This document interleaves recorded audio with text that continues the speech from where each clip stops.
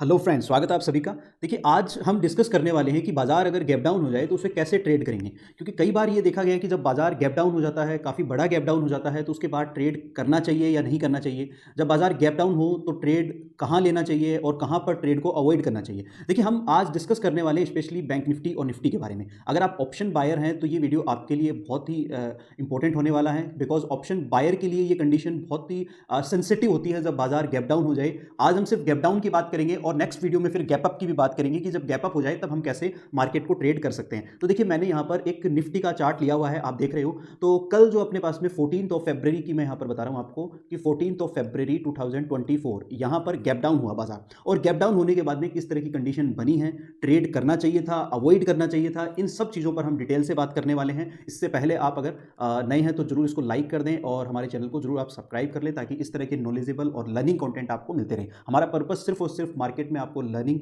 Provide करवाना है market में, ताकि आप लर्न कर सके, चीज़ों को समझ सके, कैंडलस्टिक चार्ट को समझ सके। कैंडलस्टिक चार्ट ही एक ऐसा टूल है जो आपको हर एक चीज़ बता देता है, हर एक बारीकी बता देता है कि अब बाजार में क्या हो रहा है। आपको और कुछ देखने की बिल्कुल भी जरूरत नहीं है। अगर आप कैंडल्स को समझते हैं और कैंडलस्टिक चार्ट को अगर समझते हैं तो ये समझ लीजिए कि आप मार्केट को टेक्निकल एनालिसिस करने में बहुत ज़्यादा हेल्प होगी। देखिए, कैंडलस्टिक चार्ट में भी किन किन चीज़ों का यूज़ करना चाहिए, किन किन इंडिकेटर्स का प्रयोग करना चाहिए, उस पर भी मैं एक डिटेल में वीडियो बना दूंगा। अगर आपको उसकी रिक्वायरमेंट है तो आप मुझे जरूर कमेंट में जरूर बताइएगा। बट आज हम डिस्कस कर लेते हैं हमारे गैप डाउन के बारे में कि गैप डाउन अगर मार्केट हो रहा है तो उसको कैसे हम ट्रेड करें। देखिए देखिए फ्रेंड्स, सबसे पहले अगर गैप डाउन कितने पॉइंट का हो रहा है आप ये समझ लिए। निफ्टी में आप ये मान के चलिए कि गैप डाउन जो हो रहा है वो कम से कम 50 पॉइंट का गैप डाउन होना चाहिए।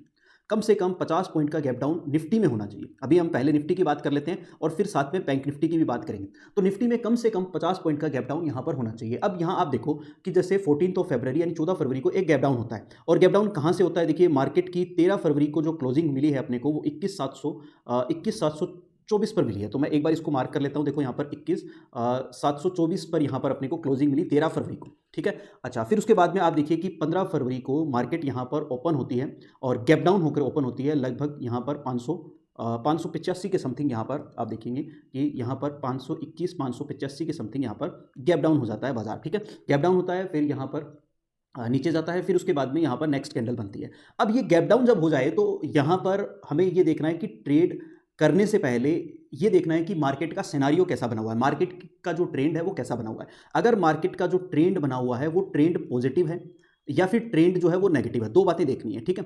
अगर मार्केट का ट्रेंड पॉजिटिव है, ठीक है, तो हम कोशिश करेंगे कि हमें बाइंग साइड की तरफ बैठेंगे और कोशिश करेंगे कि बाइंग साइड की तरफ हमें ट्रेड मिले, ठीक है। और अगर मार्केट का ट्रेंड अगर नेगेटिव है तो हम सेल साइड की तरफ देखेंगे, यानी बाय साइड की जब मैं बात कर रहा हूं, स्पेशली जब हम ऑप्शन बाइंग की बात कर रहे हैं तो बाइंग साइड में मैं बात कर रहा हूं, इसका मतलब हम कॉल लेने की बात कर रहा हूं, मैं समझ लेना इस बात को। और जब मैं सेल साइड की बात कर रहा हूं इसका मतलब हम पुट लेने पर विचार करेंगे, पुट लेने की तरफ सोचेंगे, ठीक है। अब देखिए, मार्केट का ट्रेंड क्योंकि हम देख रहे हैं कि कंटिन्यूसली पॉजिटिव बना हुआ है, तो हम क्या करेंगे, यहां पर 15 मिनट की कैंडल यानी दो 15 मिनट की कैंडल को मार्क कर लेंगे, उसके हाई और लो को इस तरह से हम इसको मार्क कर लेंगे। और फिर उसके बाद में देखेंगे कि मार्केट में आगे की कैंडल्स कहां बन रही है, इसके हाई को निकाल रहा है या फिर लो को निकाल रहा है। तो आप यहां देखो, अच्छे से इसको समझो कि जब ये गैप डाउन हुआ तो उसके बाद में इसका लो नहीं टूटा और इसका हाई टूटा, बट उसके बाद में भी यहां पर देखो मूवमेंट नहीं आई है। अब जब तक आप अगर एक ऑप्शन बायर हैं तो ऑप्शन बायर के लिए सबसे इंपॉर्टेंट चीज क्या होती है, वो होती है मूवमेंट, ठीक है। अगर मूवमेंट आपको मिलेगी तभी जो प्रीमियम है वो बढ़ेगा, यानी जो कॉल आपने ली है, पुट ली है, उसका प्रीमियम जल्दी जल्दी कब बढ़ेगा, प्रीमियम तब बढ़ेगा मेरे भाई जब मूवमेंट मिलेगी। तो यहां देखो मूवमेंट नहीं मिली, यहां पर वापस बाजार ऊपर तो गया पर एक रेंज में आ गया, फिर उसके बाद में थोड़ा सा ऊपर गया और फिर एक रेंज में यहां पर थोड़ी देर रुक गया। तो जैसे ये रुक जाता है तो प्रॉब्लम यह है कि जो प्रीमियम है वो घटने लग जाता है, और अगर एक्सपायरी वाला दिन है तो फिर और ज्यादा प्रॉब्लम हो जाती है, क्योंकि 14 तारीख को बैंक निफ्टी की एक्सपायरी थी। तो एक्सपायरी वाले दिन क्या लॉस होता है कि जल्दी जल्दी प्रीमियम घटता है। इसके बाद में जैसे ही देखो ये जो लेवल है, ये लेवल निकला, ये मैंने एक लाइन बना रखी है, ट्रेंड लाइन, जो इसको फॉलो कर रहा था मैं आपको बताऊंगा। तो इसके बाद में देखो कंटिन्यूसली एक बड़ा मूवमेंट यहां पर मिला, ठीक है। ये तीन कैंडल हमें 15-15 मिनट की मिल गई, यानी 45 मिनट का एक अच्छा मूवमेंट हमें मिल गया। इसमें अगर आपने किसी ने ट्रेड किया होगा तो आपने देखा होगा कि जो निफ्टी और बैंक निफ्टी की जो कॉल थी वो यहां से 4 से 5 गुना तक हो गई है, यानी लगभग 4 से 5 गुना तक यहां पर हुई है कई, ठीक है। तो ये आपको समझ लेना है बात। तो गैप डाउन हुआ है, ट्रेड कैसे करना है समझ लो कि भाई 15 मिनट की दो कैंडल हम ले लेना है, उसको हमें मार्क कर लेना है। अगर उसका हाई निकलता है तो हम कॉल लेने पर विचार करेंगे, पर मूवमेंट को भी ध्यान रखना है कि मूवमेंट अगर हो रहा है तो ही हम एंट्री करेंगे, अदरवाइज हम एंट्री नहीं करेंगे अगर हम ऑप्शन बायर हैं तो, ठीक है। अगर किसी स्टॉक में है तो ले सकते हैं, वो अलग बात है, उस पर हम अलग डिस्कस कर लेंगे, ठीक है। और अगर इसका लो निकल रहा है, लो के नीचे चलना स्टार्ट हो गया है, तो हम क्या करेंगे, सेल साइड में जाएंगे। बट ट्रेंड मोस्ट इंपॉर्टेंट है, ट्रेंड इज योर फ्रेंड, तो ट्रेंड को जरूर देख लेंगे, उसको जरूर समझ लेंगे। तो ये बात हो गई निफ्टी और बैंक निफ्टी। अब बैंक निफ्टी पे भी देखो मैं आपको लेके चलता हूँ, आप इसको समझेंगे कि बैंक निफ्टी में भी बिल्कुल ऐसा ही हुआ था। ये देखिए बैंक निफ्टी का चार्ट है, इसमें भी ऐसा ही हुआ कि जैसे पहले यहाँ पर एक रेंज बनती है, रेंज बनने के बाद में यहाँ इसका एक ब्रेकआउट आता है, ब्रेकआउट आने के बाद में यहाँ पर कंटिन्यूसली देखो बाजार जो है वो लगातार ऊपर गया, यहाँ पर एक बड़ी मूवमेंट यहाँ पर हुई है, एक बड़ी मूवमेंट यहाँ पर हुई है, ठीक है। तो हम इस पर कॉल लेने का विचार कर सकते हैं ऑप्शन में, बट हमें ये, मैं आपको फिर कह रहा हूँ कि जब भी आपके पास में यहाँ पर देखो गैप डाउन होता है, तो अब ये जो गैप डाउन हुआ है इसको भी देखो आप यहाँ पर, ये जो बैंक निफ्टी में गैप डाउन हुआ है ये भी एक बड़ा गैप डाउन है। देखिए ये आपके पास में 45,400 के समथिंग है, 400, और इसके बाद में जो नया यहाँ पर ओपन हुआ है मार्केट दूसरे दिन, वो लगभग यहाँ पर 4500, यानी लगभग 400-300 पॉइंट का यहाँ पर गैप डाउन है। तो अगर हम निफ्टी की बात कर रहा था तो मैंने बताया था अभी आपको कि लगभग 50 पॉइंट का होना चाहिए, और बैंक निफ्टी की हम बात करें तो 100 से 200 पॉइंट का गैप डाउन कम से कम होना चाहिए। अगर इससे ज़्यादा मिल रहा है तो एक अलग बात है। अच्छा, एक कंडीशन और समझ लो इसमें, कई बार क्या होता है कि जैसे बाजार गैप डाउन हुआ, गैप डाउन होने के बाद में, गैप डाउन होने के बाद में क्या होता है कि वो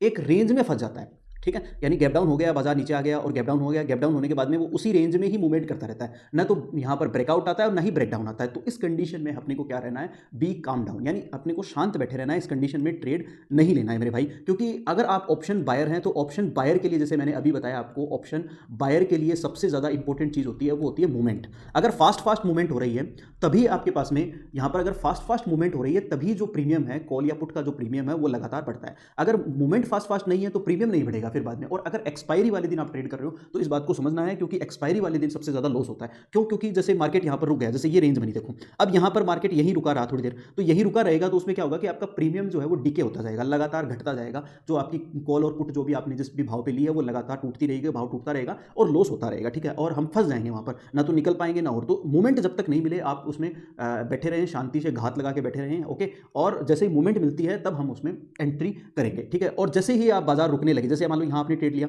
इसके बाद में ये मूवमेंट हुई, फिर उसके बाद में यहाँ रुक गया, तो यहाँ एग्जिट कर लेना है तुरंत। क्योंकि यहाँ आपने एग्जिट अगर नहीं किया तो ये इतनी देर में, जैसे 3-4 कैंडल आ गई, 1 घंटा हो गया, 1 घंटा यहाँ पर बाजार रुक गया, इसका मतलब आपका जो प्रीमियम है वो आधा हो जाएगा, ठीक है। अगर एक्सपायरी वाला दिन है तो ये समझ लो आधा चला जाएगा यहाँ पर, तो ये लॉस हो जाएगा, ठीक है। तो इस बात को आपको समझ लेना है। आई होप यू अंडरस्टैंड, आप सबको ये बात अच्छी लगी होगी। नेक्स्ट जो अपना वीडियो रहेगा उसमें मैं डिस्कस करने वाला हूँ गैप अप को, कि गैप अप जो स्ट्रेटेजी क्या होगी और गैप अप में हम कैसे ट्रेड करेंगे निफ्टी और बैंक निफ्टी को, ओके। तो आई होप यहाँ तक आपको अच्छे से समझ में आई होगी बात। हमारा जो पर्पज है वो सिर्फ लर्निंग बेस है और इससे ज़्यादा कुछ नहीं है, ओके। तो आई होप अगर आपको अच्छा लगा है वीडियो तो लाइक करिएगा, शेयर करिएगा। Thank you, thanks to all.